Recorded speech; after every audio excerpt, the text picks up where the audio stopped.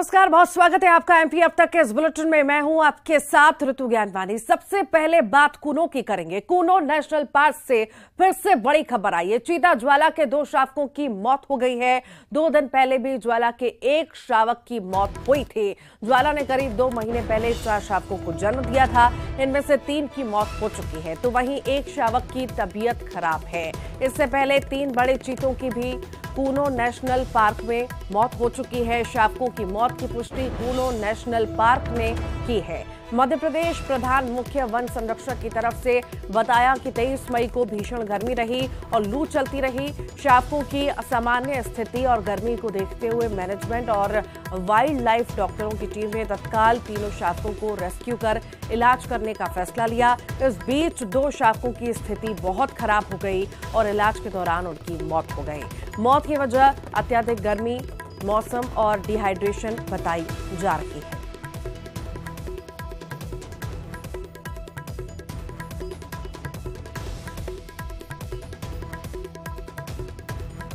चीतों की मौत लगातार हो रही है और उस पर अब सवाल भी खड़े हो रहे हैं। वन विभाग जो है जांच में जुटा हुआ है। ये बड़ी खबर इस वक्त आपको बता रहे हैं। मौत की वजह का खुलासा तो नहीं हो सका है। वन विभाग जो है जांच में जुटा है। वन विभाग ने जो है आशंका जताई है कि गर्मी से मौत हुई है, पर जिस तरह से लगातार आंकड़ा बढ़ रहा है और चीतों की मौत हो रही है, सवाल उठना भी लाजमी है। फिलहाल वन विभाग जांच में जुटा हुआ है। 2 महीने के भीतर 6 चीतों की मौत हो चुकी है। पीसीसीएफ जेएस चौहान ने इसकी जानकारी भी दी है। बता दें आपको, डॉक्टरों की देखरेख के दौरान 2 ने आज दम तोड़ा है। उनकी देखरेख हो रही थी। 1 की हालत अभी भी गंभीर बनी हुई है।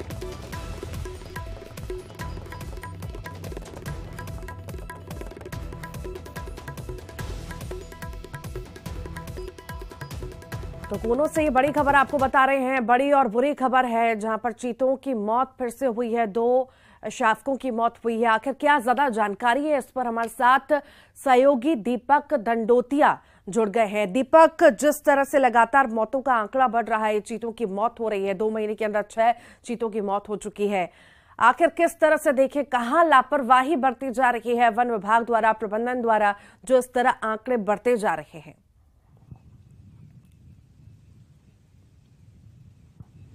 बिल्कुल ऋतु, ये एक गंभीर बात है, क्योंकि कूनो नेशनल पार्क में प्रधानमंत्री नरेंद्र मोदी ने 17 सितंबर को 8 चीते छोड़े थे और उसके बाद दक्षिण अफ्रीका से 12 चीतों को लाया गया था। यानी 20 चीतों को यहां पर बसाया गया था और उनमें से 3 चीतों की मौत होने के बाद अब भारत की भूमि पर जो 4 शावकों ने जन्म लिया था, उनमें से 3 की मौत भी हो गई है। अब एक जो शावक बचा है उसकी हालत गंभीर है, जिसका इलाज डॉक्टरों के द्वारा किया जा रहा है। कहीं ना कहीं कोई बड़ी चूक है, कोई बड़ी लापरवाही है, जिस पर एक्शन होना चाहिए था, लेकिन कहीं ना कहीं जिम्मेदार इस लापरवाही को छुपा रहे हैं और हर बार एक नया बहाना कह सकते हैं या फिर सफाई कह सकते हैं। हर बार एक सफाई देकर के वो अपने चीतों की मौत के मामले को मतलब एक गूढ़ रहस्य बना देते हैं और लंबे समय से चला आ रहा है। 2 महीने में 6 मौतें लगातार होना, 3 शावकों की मौत हुई है। पिछली बार जब मौत हुई थी शावक की, तो सफाई दी गई थी कि ये जो शावक है कमजोर था और ऐसे शावकों को बचाया नहीं जा सकता, लेकिन जो बाकी के 3 शावक थे वो पूरी तरह स्वस्थ थे और उनको बचाया भी जा सकता था। और बताया जा रहा है कि गर्मी और लू से उनकी मौत हुई है। तो गर्मी या लू के थपेड़े से अगर कोई बीमार हो जाता है तो उसका मेडिसिन कराया जा सकता है। 2 दिन का 3 दिन का समय था, तो कहीं ना कहीं एक मेडिसिन व्यवस्था पर भी सवाल उठ रहे हैं, क्योंकि जब भी कोई शावक या चीता बीमार हुआ है तो एक भी शावक या चीता जिंदा नहीं रहा है। चाहे हम पहले डिहाइड्रेशन के शिकार हुई मादा चीता की बात करें या दूसरे चीतों की बात करें, लगातार ये मौतें हुई हैं और उपचार की व्यवस्था की बात कह रहे हैं कि एक अच्छा इंतजाम कूनो के अंदर किया है। अगर मेडिसिन की व्यवस्था इतनी अच्छी होती तो 2 से 3 दिन पहले इन शावकों के बीमार होने का पता लग गया। कई सारे सवाल हैं जो न्यूज 18 पूछ रहा है कि आखिर कूनो में ऐसी स्थिति क्यों निर्मित हो रही है। क्या गर्मी की वजह से चीतों की मौत हुई है? ये बड़ा सवाल है जो न्यूज 18 पूछ रहा है। क्या गर्मी की वजह से मौत हुई है? क्या पूरे नहीं थे इंतजाम जिस वजह से चीतों की मौत का आंकड़ा लगातार बढ़ता जा रहा है?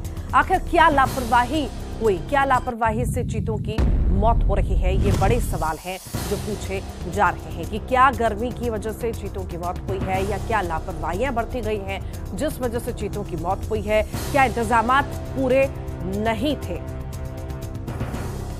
लगातार हमारे साथ सहयोगी भी जुड़े हुए हैं, दीपक लगातार जुड़े हुए हैं। दीपक, देखिए सवाल कई सारे हैं कि आखिर किन्हीं लापरवाहियों की वजह से मौत हो रही है। देखिए गर्मी एकदम से तो नहीं आ गई जो तर्क दिया जा रहा है वन विभाग द्वारा कि गर्मी आ गई इस वजह से डिहाइड्रेशन हो गया और ज्यादा गर्मी की वजह से मौत हो रही है। गर्मी एकदम से तो नहीं आई ना। पहले जब पहली मौत हुई थी तब ये तर्क दिया गया था, तभी से अगर अलर्ट वन विभाग हो जाता तो शायद ऐसी स्थिति नहीं होती, ऐसी नौबत नहीं आती।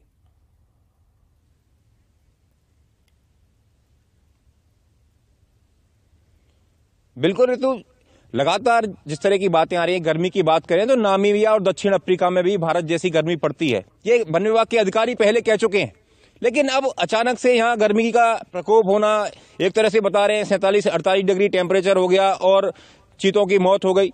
तो श्योपुर में इस साल 44 तक पारा पहुंच गया है, ये सबको पता है, लेकिन 47-48 वो पारा बता रहे हैं। हो सकता है जंगल में टेम्परेचर ज्यादा रहा हो, लेकिन ये कोई नई बात नहीं है क्योंकि ये वन्य प्राणी हैं और इन्हें इसी तरह के परिवेश में, माहौल में रहने की आदत होती है।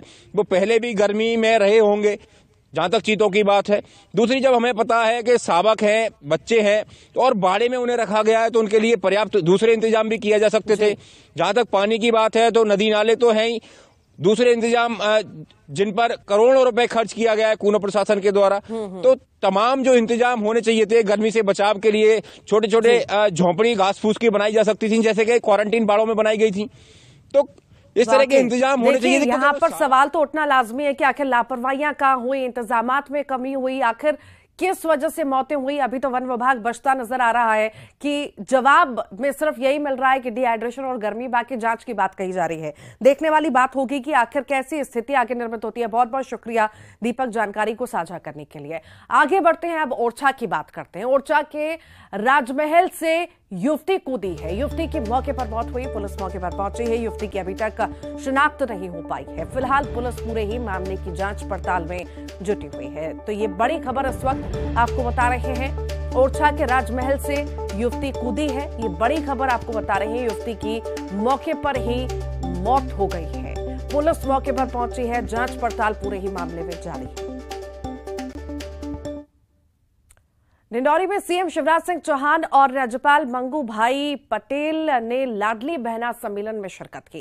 कार्यक्रम में सीएम शिवराज सिंह चौहान ने डिंडौरी जिले की तारीफ की और कहा कि यहां बेटियों का सम्मान होता है। उन्होंने लाडली बहना योजना की जानकारी दी और कहा कि इससे बहनों की आर्थिक स्थिति मजबूत होगी। शिवराज सिंह चौहान ने जिले को कई योजनाओं की सौगात भी दी। सीएम और राज्यपाल ने मंच से डिंडौरी नर्मदा यात्रा की वेबसाइट का भी अनावरण किया। इससे पहले सीएम ने जनजातीय कल्याण केंद्र में पौधारोपण और गौशाला का निरीक्षण किया और सिलगी नदी पर 75 लाख रुपए की लागत से बने घाट का लोकार्पण भी किया। उन्होंने जनजातीय कल्याण केंद्र में 18 करोड़ की लागत से बने बालक बालिका स्कूल का लोकार्पण भी किया।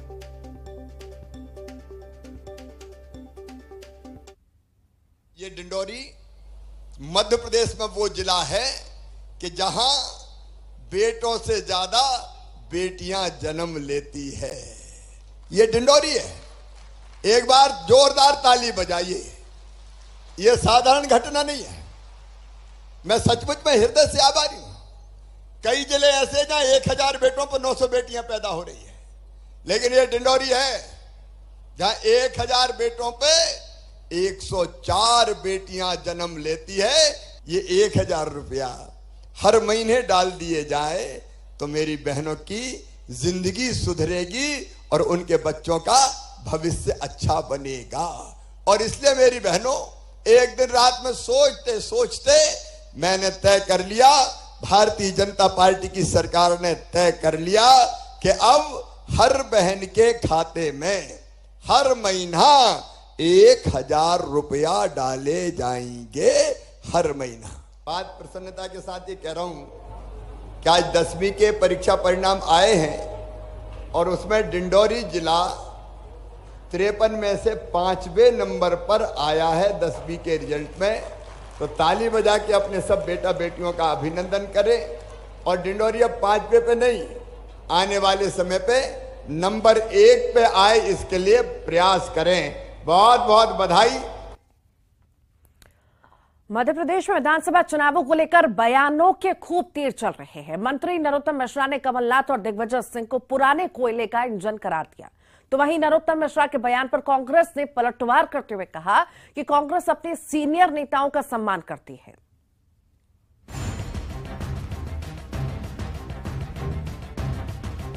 कमलनाथ और दिग्विजय सिंह की उम्र को लेकर नरोत्तम मिश्रा ने एक बार फिर निशाना साधा। नरोत्तम मिश्रा ने कमलनाथ और दिग्विजय को पुराने कोयले की इंजन की तरह बताया और कहा कि पुराने डबल इंजन का जमाना लद गया है।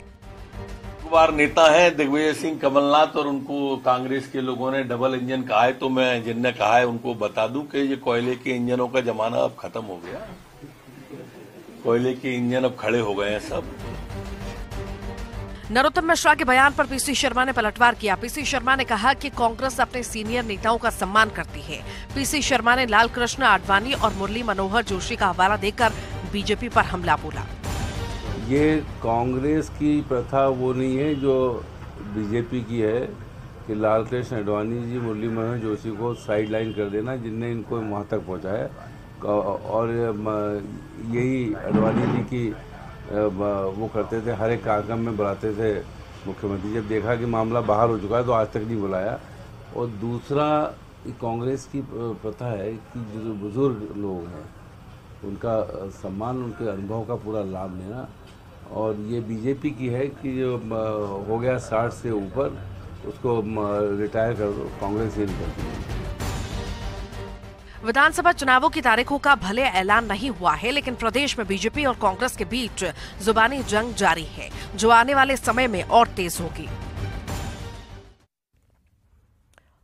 गुना सांसद केपी यादव का एक वीडियो वायरल हो रहा है। वीडियो में केपी यादव सिंधिया के माफी वाले बयान पर निशाना साधते हुए नजर आ रहे हैं। न्यूज 18 वीडियो की पुष्टि नहीं करता।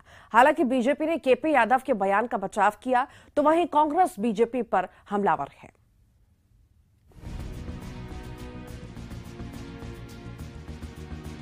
सांसद केपी यादव का एक वीडियो वायरल हो रहा है। वायरल वीडियो में बीजेपी सांसद ज्योतिरादित्य सिंधिया के माफीनामे पर सवाल उठाते दिख रहे हैं। केपी यादव ने तो यहां तक कह दिया कि जिस पार्टी ने आपको सम्मान दिया उसकी थाली में छेद नहीं करना चाहिए। और भरे मन से जहां केंद्रीय मंत्री बैठे हैं, जहां और भी कई जनप्रतिनिधि बैठे हैं, वहां मन से चिल्ला चिल्ला के कह रहे हो कि 2019 में हमसे गलती हुई थी। मतलब उनकी बुद्धि विवेक की मैं दाद देता हूं तो उनमें कहां से ये बुद्धि आती है, कहां से इस तरह की चीजें वो बोल लेते हैं। हिम्मत कहां से आती है कि जिसका खा रहे हो उसी की थाली में छेद कर रहे हो। जिस पार्टी ने आपको मान सम्मान दिया, जिस पार्टी में आप हो, आप भरे मन से उस पार्टी का अगर सांसद जीता है और आप ये कह रहे हो कि आपसे गलती हुई है। उधर केपी यादव के वायरल वीडियो के सामने आने पर बीजेपी बचाव करती दिखी। बीजेपी प्रवक्ता ने कहा कि केपी यादव किसी का नाम नहीं ले रहे, लिहाजा इस पर प्रतिक्रिया देना ठीक नहीं। केपी यादव के बयान में किसी का नाम है क्या? ये सिंधिया जी का आप कह रहे हैं तो सिंधिया जी किसी का भी नाम है क्या? उन्होंने 2019 की एक घटना को लेकर कहा है, किसी का नाम नहीं कहा है। तो वो कांग्रेस के नेता हो सकते हैं, किसी और नेता के बारे में हो सकता है। जब जिस बयान में उन्होंने किसी का नाम ही नहीं लिया तो उसे सिंधिया जी से जोड़ना या उनके समर्थकों से जोड़ना कहाँ तक उचित है? यदि वो नाम लेते तो निश्चित तौर पर हम इससे प्रतिक्रिया देते। उधर केपी यादव के बयान पर कांग्रेस ने बीजेपी पर निशाना साधा। कांग्रेस ने कहा कि बीजेपी में गुटबाजी चरम पर है। देखिए, कांग्रेस पार्टी शुरू से इस बात को कहती आई है कि चुनाव नजदीक आते आते भाजपा में गुटबाजी चरम सीमा पर होगी, सिर्फ उटव्वल और आपसी मतभेद चरम सीमा पर होंगे। और वो देखिए, वो बात आज सत्य साबित हो रही है, यथार्थ साबित हो रही है। भारतीय जनता पार्टी के एक चुने हुए सांसद का इस प्रकार से बयानबाजी करना।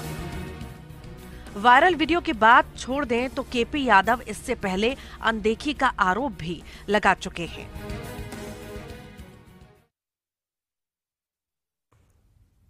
गुना सांसद केपी यादव के वायरल हुए वीडियो पर कट्टर सिंधिया समर्थक इमरती देवी ने कहा कि केपी यादव को ऐसा नहीं बोलना चाहिए। वहीं कैबिनेट मंत्री तुलसीराम सिलावट ने कहा कि हमारी पार्टी में कोई अनबन नहीं चल रही, हमारे यहां संगठन और विचारधारा महत्वपूर्ण है। सिलावट ने कहा कि अफवाह कांग्रेसी लोग फैला रहे हैं। नहीं, तो जो केपी यादव है वो कांग्रेस के कार्यकर्ता थे, सिंधिया जी के कार्यकर्ता थे। और जब वो लोकसभा में उनने पार्टी छोड़ी, उनने जब से राजनीति छोड़ी थी तो उनका महाराज ही उनके नेता है और महाराज ने उन्हें राजनीति करना सिखाया ना। तब भी बता दे कौन सी पार्टी से राजनीति सीखे। हमारी कोई अनबन नहीं चल रही, हमारे यहाँ संगठन महत्वपूर्ण है, हमारी विचारधारा महत्वपूर्ण है। जो भी ये अफवाह फैला रहे हैं वो कांग्रेसी लोग कर रहे हैं। आपने बोला ना। बालाघाट में पंडित धीरेन्द्र कृष्ण शास्त्री की वनवासी राम कथा के अंतिम दिन बांग्लादेश से आई एक मुस्लिम महिला सनातन धर्म अपनाने की अर्जी लेकर पहुंची। मंच पर मुस्लिम महिला ने बताया कि सागर में हुई कथा सुनने के बाद वो बालाघाट आई और सनातन धर्म अपनाना चाहती है। महिला की अर्जी पर बागेश्वर पीठाधीश पंडित धीरेन्द्र कृष्ण शास्त्री ने कहा कि आप जिस भी धर्म में हैं उसी में रहें और हम धर्मांतरण के पक्ष में नहीं हैं, लेकिन घर वापसी में विश्वास करते हैं। भगवान होते भी कि नहीं, हमारी सुनता नहीं है। जो हमारे ऊपर आरोप प्रत्यारोप लगाते रहते कि आप उपद्रव कर रहे हैं, हमारी कोई भूमिका नहीं है। हमारी सिर्फ राम नाम की भूमिका है। हम किसी भी मजहब के खिलाफ नहीं है, ना हम धर्मांतरण पर भरोसा करते हैं, लेकिन घर वापसी पर हमारा भरोसा है। अभी भी हम बहन को यही कहते हैं कि आपको अपना मजहब छोड़ने की जरूरत नहीं है।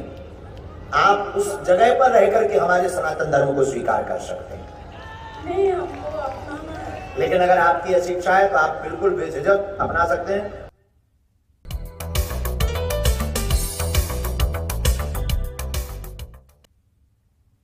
और अब बात करेंगे बोर्ड के वीर की। एमपी बोर्ड के नतीजे जारी कर दिए गए हैं। 12वीं का रिजल्ट इस बार 55.28% रहा, जबकि 10वीं बोर्ड का रिजल्ट 63.29% रहा। बोर्ड में इस बार भी बेटियों ने बाजी मारी। 12वीं में लड़कियों का रिजल्ट 58.75% रहा, जबकि लड़कों का रिजल्ट 52% रहा। बात 10वीं बोर्ड की करें तो इसमें भी बेटियों ने शानदार प्रदर्शन किया। 10वीं में लड़कियों का रिजल्ट 66.47% रहा, जबकि लड़कों का रिजल्ट 60.26% रहा। 10वीं में इंदौर के मृदुल पाल स्टेट टॉपर हैं। 12वीं आर्ट्स में छिंदवाड़ा की मौली नेमा ने टॉप किया, जबकि 12वीं मैथ्स में होशंगाबाद के नारायण शर्मा टॉपर रहे हैं। 12वीं कॉमर्स में 5 छात्र पहले स्थान पर रहे। उज्जैन की प्रिंसी खेमा सारा, खंडवा की अनी जैन, भोपाल के यशवर्धन सिंह, मरावी भोपाल की अनामिका ओझा और मंडला के दिव्यांशी जैन 12वीं कॉमर्स टॉपर हैं। 12वीं बायोलॉजी में छतरपुर के विकास द्विवेदी ने टॉप किया है।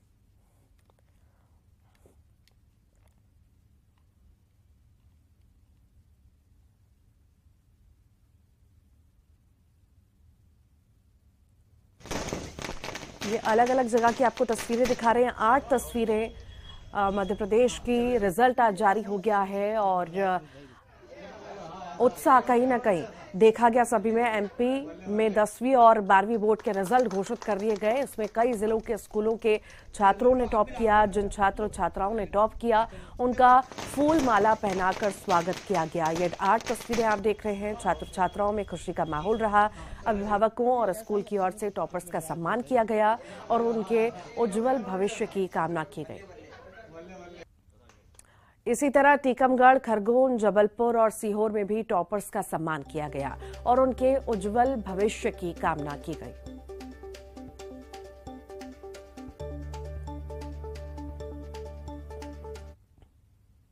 पिछले साल से उछाल आया है और आने वाले समय में 10वीं का रिजल्ट और उछाल भरेगा। लेकिन 12वीं के रिजल्ट में जो कमी आई है, मुझे लगता है कि पिछली बार जब 10वीं का रिजल्ट था उस समय हमने 10वीं का जो बच्चे थे वो इस साल 12वीं में जब आए हैं तो उस समय जनरल प्रमोशन दिया था 10वीं में, उनका बेस ठीक नहीं बन पाया था और पहली से 11वीं तक उनको परीक्षा में पहली बार सम्मिलित होने का अवसर मिला। और आइए अब देखेंगे 25 सेकंड में खबर। डिंडोरी के बरगांव पहुंचे सीएम शिवराज और राज्यपाल मंगूभाई पटेल। जनजातीय कल्याण केंद्र पौधारोपण और गौशाला का निरीक्षण। सिलगी नदी पर घाट का किया लोकार्पण। एमपी कांग्रेस के प्रवक्ता शिवम शुक्ला हुए बीजेपी में शामिल। बीजेपी प्रदेश अध्यक्ष वीडी शर्मा ने दिलाई सदस्यता। छिंदवाड़ा पहुंचे पूर्व सीएम कमलनाथ ने बड़ी माता मंदिर के भवन निर्माण की रखी आधारशिला। जगत गुरु शंकराचार्य स्वामी अविमुक्तेश्वरानंद गिरी से लिया आशीर्वाद। आतंकी संगठन जेएमबी के खिलाफ भोपाल के बाद यूपी में कार्रवाई। एनआईए ने टेरर फंडिंग मामले में यूपी में 2 जगहों पर की छापेमारी। भोपाल से 6 सदस्य हुए थे गिरफ्तार।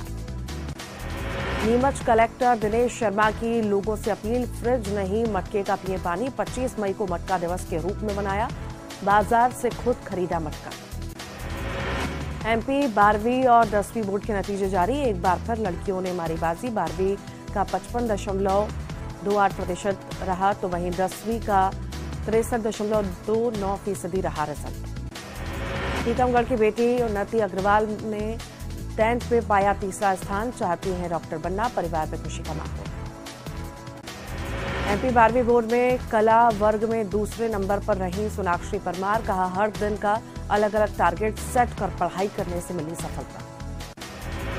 नरोत्तम मिश्रा का दिग्विजय पर वार, बोले उनको बजरंग दल नजर आएगा गुंडा, जाकिर नाइक लगेगा शांतिपूर्ण।